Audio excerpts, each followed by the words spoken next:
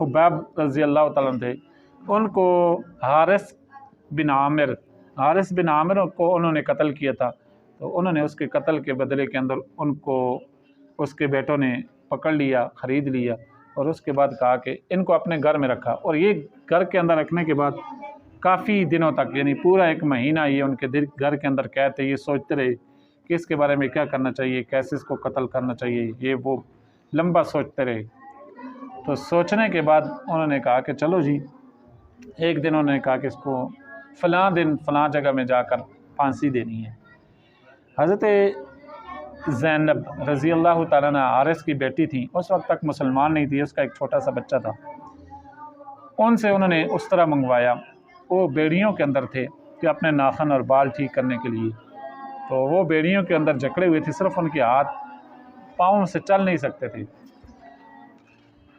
जिस वक्त उसने इस तरह दिया तो उस वक्त ज़ैनब का जो एक छोटा सा बच्चा था 5 साल 6 साल का, वो आ गया और आकर उनके गोद में आके बैठ गया।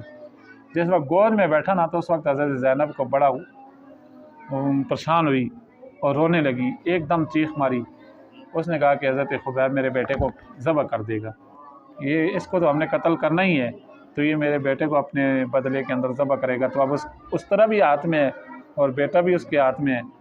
तो हज़रत हुबैब रज़ी अल्लाह ताला ने कहा, हुबैब ने कहा कि तू परेशान क्यों होती है, ये तेरा बेटा है तो मेरा भी बेटा है। हम छोटे छोटे बच्चे, हमें मोहम्मद सल्लल्लाहु अलैहि वसल्लम ने ये तालीम नहीं दी है कि किसी मासूम बच्चे या किसी औरत को कत्ल करो, तो मैं इसको कत्ल नहीं करता।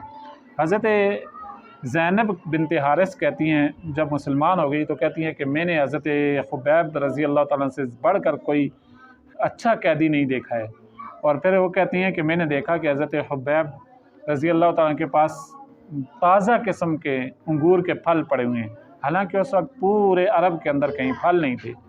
तो ये फल उनके पास, और वो बेड़ियों के अंदर जकड़े हुए बाहर जा भी नहीं सकते, तो ये फल उनके पास। अल्लाह रब्बुल आलमीन ने यहाँ पर औलिया की करामत बरहक है, औलिया और अंबिया के मुझसे बरहक हैं। और औलिया की करामत कहाँ पर ज़ाहिर होती है, ये उसूल हमेशा याद रखना है कि शरई उसूल ये है कि जहाँ पर दीन को ज़रूरत हो, जहाँ को दीन को ज़रूरत होगी वहाँ पर औलिया की करामत होगी।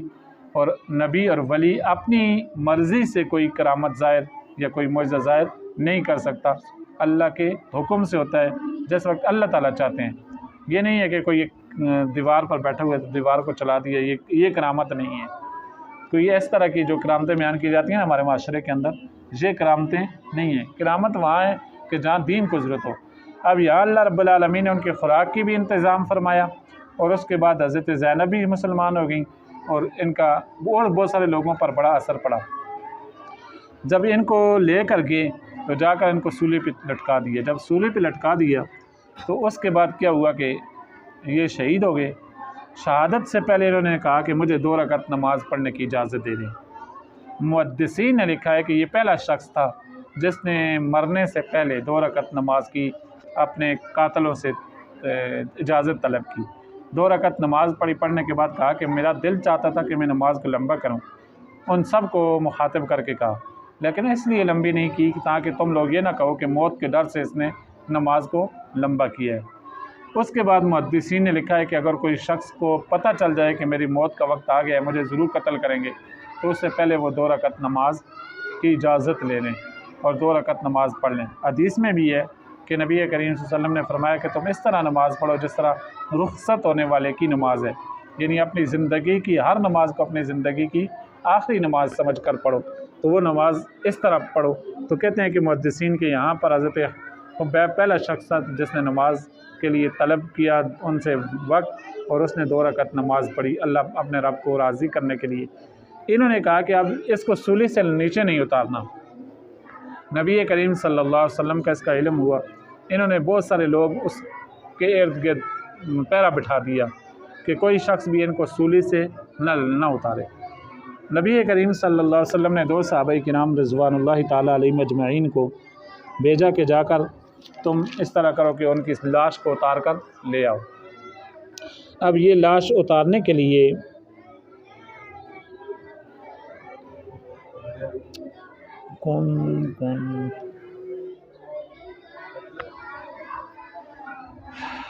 دو شخص آئے تھے، چلو جی بعد میں انہوں نے حضرت علی رضی اللہ عنہ، حضرت مقداد رضی اللہ تعالیٰ عنہ کو نبی کریم صلی اللہ علیہ وسلم نے بھیجا کہ جا کر ان کی لاش کو اتار کر لے آؤ۔ وہ گئے اور جا کر دیکھا تو اس کے ارد گرد تو بہت بڑا پہرا ہے۔ اب انہوں نے کیا کیا کہ دیکھا کہ رات کے وقت جب رات ہوگی تو ہمیں یہ جب لوگ سو جائیں گے یا غافل ہوں گے تو ہم ان کی لاش کو اتار کر لے جائیں گے۔ جب دیکھا کہ وہ لوگ غافل ہو گئے، اپنے اس میں دروازہ بند کر کے آ گئے۔ یہ لوگ جب غافل ہو کے سو گئے تو انہوں نے آرام سے حضرت خبیب رضی اللہ عنہ کی لاش کو اتارا۔ اللہ تعالیٰ نے اس کو ایسے ہی تر و تازہ رکھا تھا جس طرح کہ آج ہی ابھی وہ شہید ہوئے ہیں۔ 50 دن گزر چکے تھے۔ تو جس وقت 50 دن گزرنے کے بعد انہوں نے اٹھایا لاش کو اور لاش کو لے کر چلے گئے۔ پیچھے سے کسی کی آنکھ کھل گئی۔ جب آنکھ کھلی تو انہوں نے کیا کیا کہ ان کا پیچھا کیا۔ حضرت مقداد اور حضرت علی المرتضیٰ رضی اللہ تعالیٰ نے لاش کو نیچے رکھا زمین پر اور ان کے مقابلے کے لیے اپنے تیر کمان اٹھایا تو دیکھا کہ وہ لاش غائب ہے۔ زمین پھٹی اور اس کے اندر چلی گئی حضرت حبیب رضی اللہ عنہ۔ تو انہوں نے کہا کہ آپ ہم سے جو لاش لے کے آئے ہیں واپس کرو۔ انہوں نے کہا کہاں ہے؟ حضرت علی المرتضیٰ رضی اللہ عنہ نے کہا کہاں ہے وہ لاش؟